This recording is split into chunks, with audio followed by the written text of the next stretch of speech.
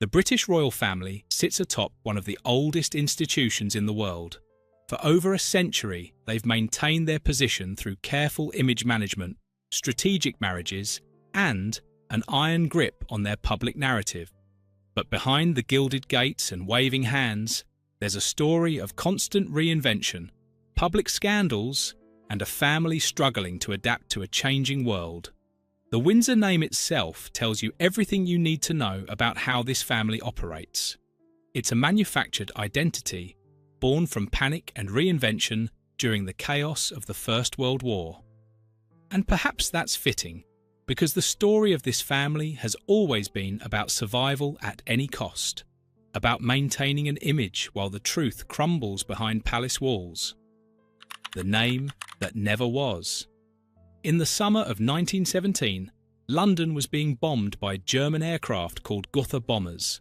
Night after night, these planes crossed the English Channel and dropped their payloads on British cities. The name Gotha became synonymous with terror. And here's the problem. The British royal family was called the House of Saxe, Coburg and Gotha. Imagine that. Your country is at war with Germany, your cities are being destroyed by German bombers, and your king has a German name. King George V understood the precarious position his family was in. Just months earlier, his cousin, Tsar Nicholas II of Russia, had been forced to abdicate. The Romanovs would soon face terrible consequences. The message was clear. Monarchies could fall, and they could fall quickly. So George V did what the Windsors have always done best. He reinvented the truth. On July 17, 1917, he issued a royal proclamation changing the family name to Windsor, taking it from Windsor Castle in Berkshire. Just like that, centuries of German heritage were erased, replaced with something that sounded reassuringly English. The German Emperor Wilhelm II, who happened to be George's cousin, reportedly joked that he looked forward to seeing a performance of The Merry Wives of Saxe, Coburg, Gotha. Even their enemies could see through the charade. But it worked. The British public accepted the new name, accepted the new story. The Windsors had discovered something crucial. You could rewrite history if you did it confidently enough, if you controlled the narrative. It's a lesson they would need again and again in the decades to come. The king who walked away. If you want to understand how the Windsor family operates, you need to understand what happened in 1936. King Edward VIII had been on the throne for less than a year when he decided to throw it all away for a woman. But not just any woman. Wallis Simpson was an American, a socialite, and she'd been divorced twice. In the 1930s, this was scandalous enough. But there was more. Edward had been carrying on an affair with Wallis while she was still married to her second husband. The Church of England, which the king headed, condemned remarriage after divorce. The Prime Minister, Stanley Baldwin, made it clear Edward could be king, or he could marry Wallis Simpson, but he couldn't do both. The relationship had been going on for years. Edward was besotted. Wallis was sophisticated, witty, and unlike anyone he'd known in stuffy royal circles. She treated him as a man, not as a future king.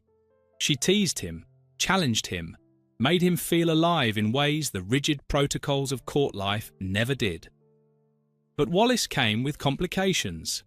Not only had she been married twice before, but she was still technically married when their affair began. Her second husband, Ernest Simpson, was aware of the relationship. The situation was messy, scandalous, and completely unsuitable for a monarch. Yet Edward was determined. He'd spent his life doing what was expected of him. This one time, he would do what he wanted. The cost, as it turned out, would be the throne itself. Edward chose Wallis. On December 10th, 1936, he abdicated, the first and only British monarch to voluntarily give up the throne. In a radio address the next day, he told his former subjects that he found it impossible to carry the heavy burden of responsibility without the help and support of the woman he loved. It was a constitutional crisis unlike anything Britain had seen in modern times. The debate raged in Parliament. The Prime Minister stood firm. The Church's position was uncompromising. And through it all, Edward remained adamant. He would have Wallis, no matter the cost. The British press and public were merciless to Wallis Simpson. They called her that woman. They painted her as conniving and manipulative, someone who had bewitched the prince and lured him away from his duty.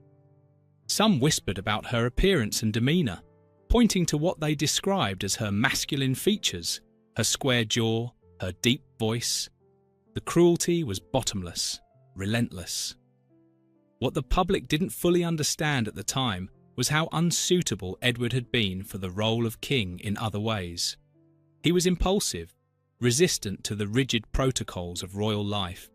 He'd scandalised his father's court with his affairs and his casual attitude toward duty. Some historians suggest the establishment was almost relieved to see him go, though they'd never admit it publicly. Edward and Wallis married in 1937 and lived in exile, first in an opulent cottage outside Paris, then in the Bahamas where Edward served as governor during the war years. They never returned to royal life. Edward's younger brother became King George VI, and the line of succession shifted. Without Edward's abdication, there would have been no Queen Elizabeth II. The entire modern Windsor story exists because one king chose love over duty. But here's what's rarely discussed. Edward and Wallis were Nazi sympathisers. They visited Hitler in 1937. There are photographs of Edward giving Nazi salutes. After the war, documents revealed that the Germans had plans to reinstall Edward as a puppet king if they successfully invaded Britain. The family that had changed their name to distance themselves from Germany now had a former king who had cozied up to the Third Reich. The Windsors buried this story as deeply as they could. The year everything fell apart. Queen Elizabeth II called 1992 her annus horribilis, her horrible year. She wasn't exaggerating. In March, her second son, Prince Andrew, separated from his wife, Sarah Ferguson. The tabloids had already published photographs of Sarah on vacation with her financial advisor, images that showed questionable behaviour while she lounged by a pool. The humiliation was complete and very public. In April, her daughter Princess Anne divorced her husband, Captain Mark Phillips. They'd been separated for years, and Anne had already found someone new, a naval officer named Timothy Lawrence. She would remarry him in December at a small ceremony in Scotland, choosing a location where the Church's restrictions on remarriage wouldn't apply. Then came November, and Windsor Castle caught fire. It started in the Queen's private chapel when a spotlight ignited a curtain. The fire raged for 15 hours. 250 firefighters battled the blaze. While no one was seriously hurt, 115 rooms were destroyed or damaged. 9 of the principal staterooms were lost. The restoration would cost £60 million and take 5 years. There was debate about who should pay for it. The castle wasn't insured. Some argued the state should cover it, as Windsor Castle was part of Britain's national heritage. Others said the Queen, one of the wealthiest women in the world, should pay for it herself. Eventually, a compromise was reached. Buckingham Palace would be open to the public for the first time, with admission fees helping to fund the restoration. But the real devastation was happening in her eldest son's marriage. Prince Charles and Princess Diana had married in 1981 in a ceremony watched by 750 million people around the world. It was supposed to be a fairy tale. Diana was young, beautiful, a kindergarten teacher from an aristocratic family. She was perfect on paper, young enough to provide heirs, aristocratic enough to be acceptable, innocent enough to be moulded into the role. Charles was the heir to the throne, the future king, already 32 years old. The pressure on him to marry and produce heirs was intense. His father, Prince Philip, had reportedly told him to make a decision about Camilla or let her go. And Charles, perhaps unwilling to fight the institution or unable to see a way forward with a woman who'd already married someone else, chose Diana. But there were three people in that marriage from the start. Charles had been in love with Camilla Parker Bowles for years before he married Diana.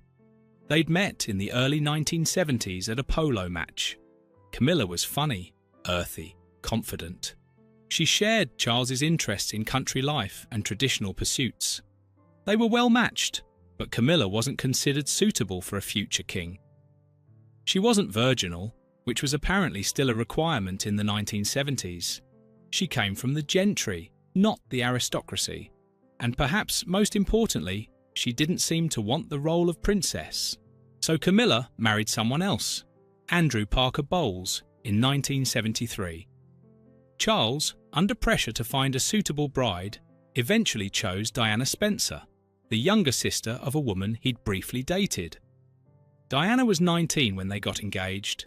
Charles was 32, but he never stopped loving Camilla. A few years into the marriage, Charles and Camilla began an affair. Diana, alone in her palace rooms, struggled with what she would later describe as her mental health challenges. The public adored her. She was the people's princess, warm and compassionate in a way the other royals never managed to be. But behind closed doors, her marriage was disintegrating. The young princess, who'd entered the palace barely out of her teenage years, found herself trapped in a gilded cage. She was expected to produce heirs, smile for the cameras, and never complain. She did produce heirs. William in 1982 and Harry in 1984. But the smiling became harder. The not complaining became impossible. Diana threw herself into charity work, particularly causes that other royals avoided. She visited hospitals for those with AIDS when the disease was still deeply stigmatized and misunderstood. She walked through minefields to raise awareness about landmines. She hugged people, touched them, showed genuine emotion in a way that was revolutionary for royalty. The public loved her for it, but at home, the marriage was a disaster. Charles continued his relationship with Camilla. Diana eventually began her own relationship with James Hewitt, her riding instructor. Both were looking for connection, for comfort, for something real in a world of protocol and pretense. In 1992, Andrew Morton published Diana, Her True Story. The book, which Diana had secretly cooperated with, exposed everything. The affairs, Charles's ongoing relationship with Camilla, Diana's struggles. The mystique of the monarchy shattered. The public could see that these people were not just flawed, they were deeply dysfunctional. Morton's book was devastating in its detail. Diana had secretly recorded herself answering questions from Morton's intermediary, providing information that painted a picture of a lonely, isolated woman trapped in a loveless marriage. She described feeling abandoned, feeling like she was just a breeding mare who'd served her purpose once she'd produced heirs. The palace initially denied Diana's involvement with the book, but the denials rang hollow. The details were too specific, too personal. Only Diana could have known some of these things. When the truth eventually came out that she had indeed cooperated with Morton, it was yet another blow to the carefully maintained facade of royal unity. Then came the phone calls. First, a conversation between Diana and her friend James Gilby was leaked to the press. The media dubbed it Squidgygate, after Gilby's pet name for Diana. Then, even more devastatingly, a private phone conversation between Charles and Camilla was published. In it, Charles expressed highly inappropriate thoughts about Camilla that shocked the nation. The British press had a field day with Tampongate. Can you imagine? The future King of England saying such things. The public was horrified, disgusted, and fascinated. These recorded conversations showed the royals at their most vulnerable, their most human, and their most pathetic. The carefully maintained image of dignity and restraint was gone. Charles and Diana officially separated in 1992. The marriage was over, but the damage to the monarchy continued. People began asking uncomfortable questions. What exactly were they paying for? Why did they need a royal family if they were just as messy and broken as everyone else? The interview that changed everything. In November 1995, Diana sat down for an interview with Martin Bashir for BBC's Panorama.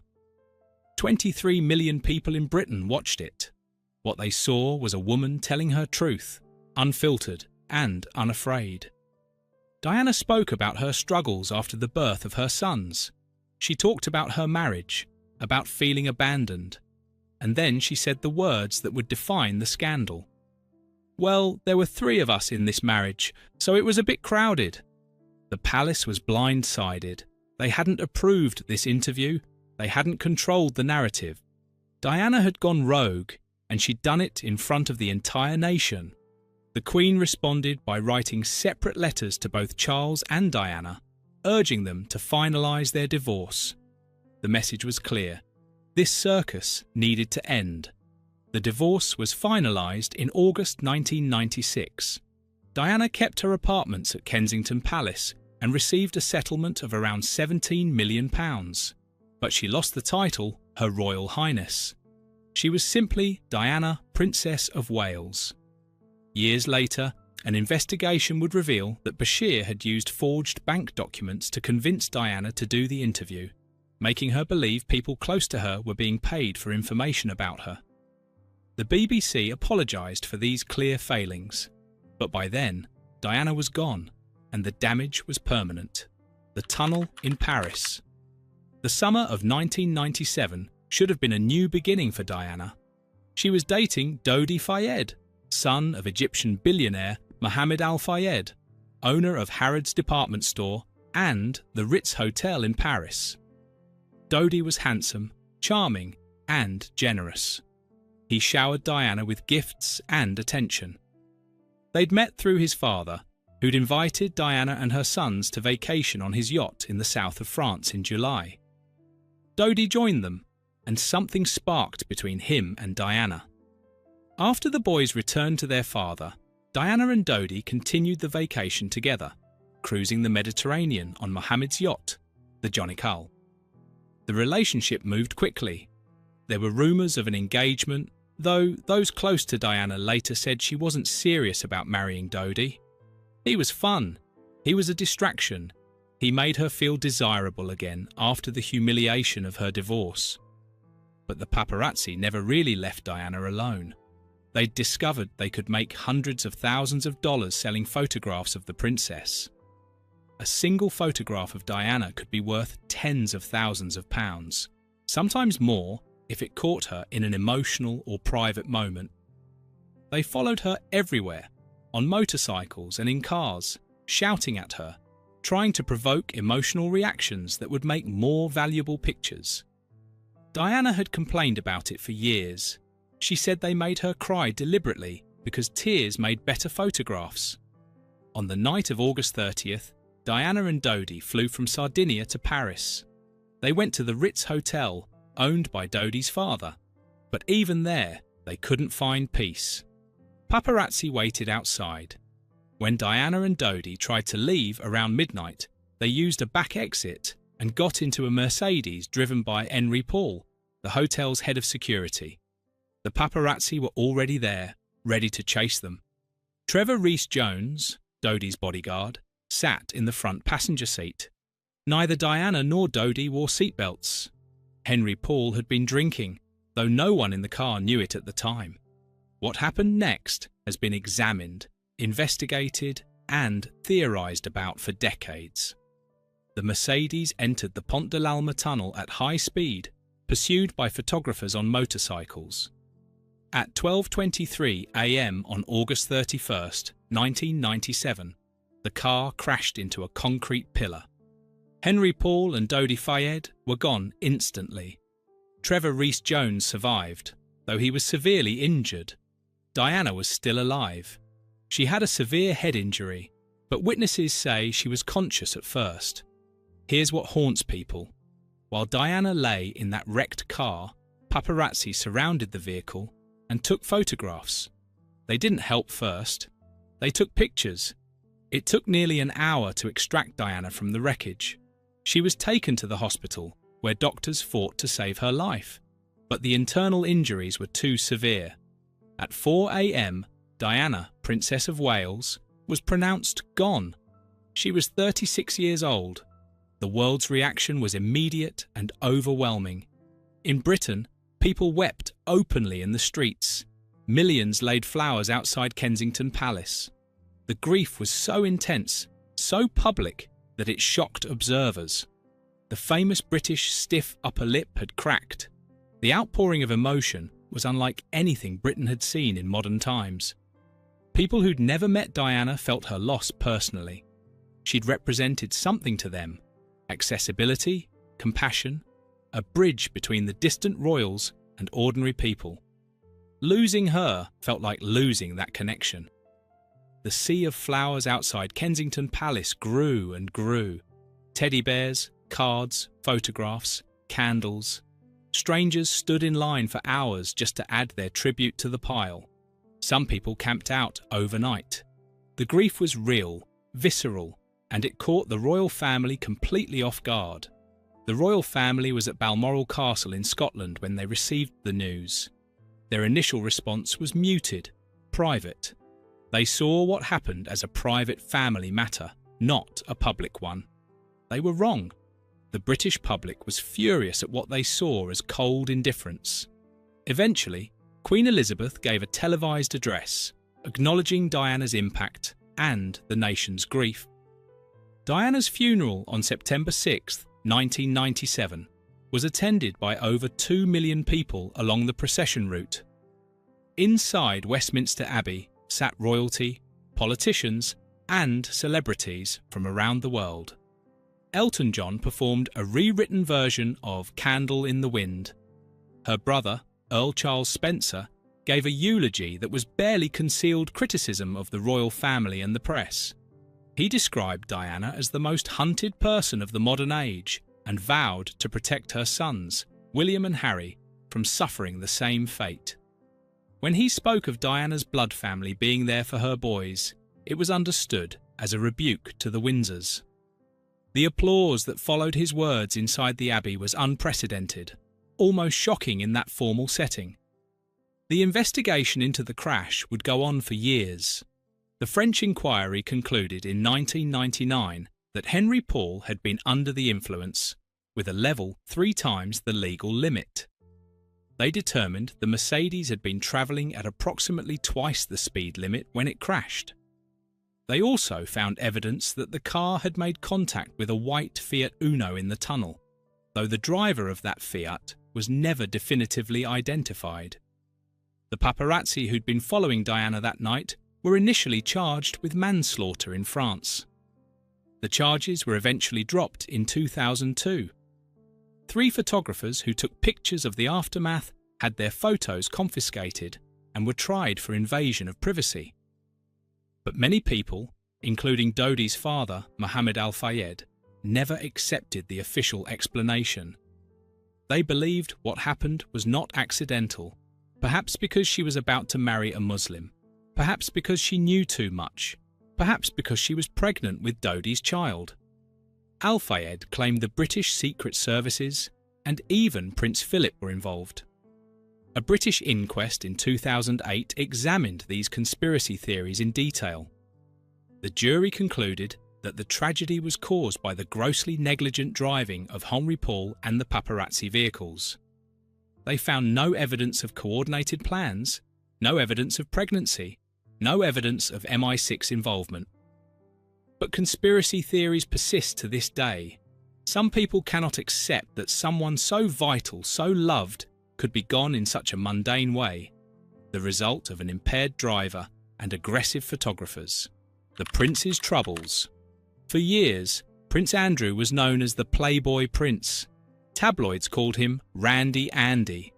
He'd served as a helicopter pilot in the Falklands War, and, in his bachelor days, he was frequently linked with models and actresses. He married Sarah Ferguson in 1986, and they had 2 daughters, Beatrice and Eugenie. Andrew's troubles came later in life, and they involved his choice of associates and friends. In the late 2000s, serious questions emerged about Andrew's judgment in maintaining relationships with individuals who had faced legal troubles. The controversy centered on friendships he'd maintained despite knowing about problematic behavior. In November 2019, Andrew sat down for an interview with Emily Maitlis for BBC's Newsnight. He thought it would clear his name. Instead, the interview became infamous for his unusual explanations and apparent lack of empathy. The public reaction was swift. Within days, Andrew stepped down from his royal duties. Charities and organisations severed their ties with him. He became toxic in the public eye. Legal matters continued for some time before eventually being resolved through a settlement. But the damage was irreversible. In the eyes of the public, Andrew was finished. His mother, Queen Elizabeth II, had stripped him of his military titles and royal patronages. When she passed in September 2022, Andrew was notably absent from many of the ceremonial roles his siblings performed. The controversy demonstrated how the royal family's careful image management could crumble in the modern age of information. What might have been quietly handled behind closed doors in previous generations became a very public reckoning. The exit strategy. In January 2020, Prince Harry and Meghan Markle announced they would step back as senior members of the royal family. They wanted to become financially independent, to split their time between the United Kingdom and North America, to escape the intense media scrutiny that had made their lives unbearable. The palace called it Megxit, echoing Brexit. The drama was immediate and intense. Harry had always been different from his older brother William. He was the spare, not the heir. He'd struggled with his mother's passing, acted out in his youth, made mistakes that the tabloids gleefully documented. But when he met Meghan, an American actress of mixed race, something shifted. The British tabloid press treated Meghan with a viciousness that shocked even seasoned royal watchers. They criticised everything: her clothes, her family, her American background, her acting career. Harry saw uncomfortable parallels to how the press had treated his mother. He'd watched paparazzi chase his mother through Paris. He wasn't going to let history repeat itself. The coverage was relentless. Headlines that would have been praising if written about Kate Middleton were critical when written about Meghan. When Kate held her baby bump, it was maternal. When Meghan did it, it was attention-seeking. When Kate ate avocados, it was healthy. When Meghan did, the press wrote about the environmental impact. The double standard was glaring. Harry watched all of this and saw his mother's story playing out again. The young woman entering the royal family, initially embraced, then torn apart by a press that demanded perfection, while simultaneously looking for any flaw to exploit. He'd been a child when his mother went through it. He was powerless then. He wasn't powerless now. The couple tried to find a middle ground, a way to be royal but also independent. The palace said no. It was all or nothing, so Harry and Meghan chose nothing. They moved to California with their son Archie. Then came the interviews. In March 2021, they sat down with Oprah Winfrey. Over 80 million people watched as Meghan described feeling isolated while pregnant and being told by the palace institution that she couldn't seek help because it wouldn't be good for the family's image. Harry talked about feeling trapped, and they both described a conversation about their unborn son's skin colour, concerns from unnamed family members about how dark baby Archie might be. The palace issued a brief statement saying the issues would be handled privately, adding that recollections may vary. But the damage was done. To some, Harry and Meghan were brave truth-tellers exposing the problems at the heart of the institution. To others, they were selfish complainers airing family grievances for money and attention. The divide was stark. There was no middle ground, and the institution that Harry and Meghan had walked away from continued without them, as it always does. What's left standing? King Charles III finally ascended to the throne in September 2022, when his mother passed at age 96. He'd waited longer than any heir in British history. He was 73 years old when he became king. The coronation happened in May 2023. It was scaled back compared to his mother's coronation in 1953, reflecting both modern sensibilities and the kingdom's diminished status in the world. The empire is gone. The Commonwealth is a shadow of what it was. Charles is married to Camilla, the woman he loved all along, the woman whose relationship with him helped destroy his marriage to Diana. She's now Queen Camilla, though many Britons still can't quite accept it. The wounds are too fresh, even decades later. Prince William is next in line, with his children following. The succession is secure, at least on paper. But what exactly are they succeeding to? The British monarchy costs taxpayers hundreds of millions of pounds every year when you factor in security, maintenance of properties, and the sovereign grant. In return, the royals provide ceremony, tourism revenue, and a link to history. An increasing number of Britons, particularly younger ones, question whether that's enough. The world has changed dramatically since the Windsor name was created in 1917. Social media means the royals can't control their narrative the way they once could. Every misstep is photographed, shared, dissected by millions. The mystique that once protected them has evaporated in the age of smartphones and instant communication. Younger generations don't have the same reverence for the institution that their grandparents did. They see wealthy people living in palaces funded by taxpayers and wonder what purpose they serve in a modern democracy. The argument that they bring in tourist revenue rings hollow when other countries manage to attract tourists to their palaces without keeping a royal family in residence.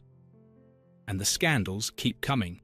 Each new revelation chips away at the carefully constructed image.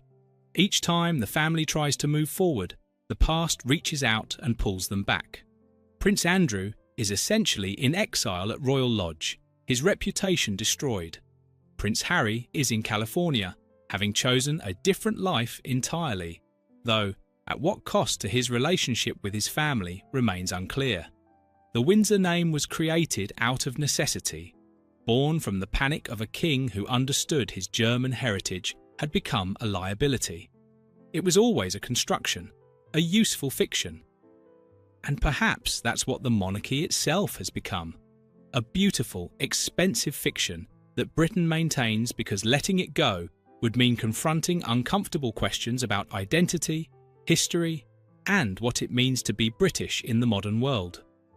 Behind the palaces and the pageantry, behind the carefully staged photographs and the official statements, there's a family as broken and complicated as any other. They just happen to be one of the wealthiest and most famous families on earth, one that has spent over a century learning how to survive by controlling what the public sees. But Diana taught them something dangerous, that even the most carefully constructed image can shatter in an instant. That truth, once it gets out, cannot be put back, that the price of maintaining the fiction might eventually become too high. The old money behind the British crown has bought many things over the centuries: power, privilege, protection. But it cannot buy peace, it cannot buy happiness, and it cannot buy escape from the past. The Windsors carry their history with them. Every scandal, every compromise, every calculated decision to prioritise the institution over the individuals within it. In the end, the collapse of the Windsor family isn't a sudden catastrophic event.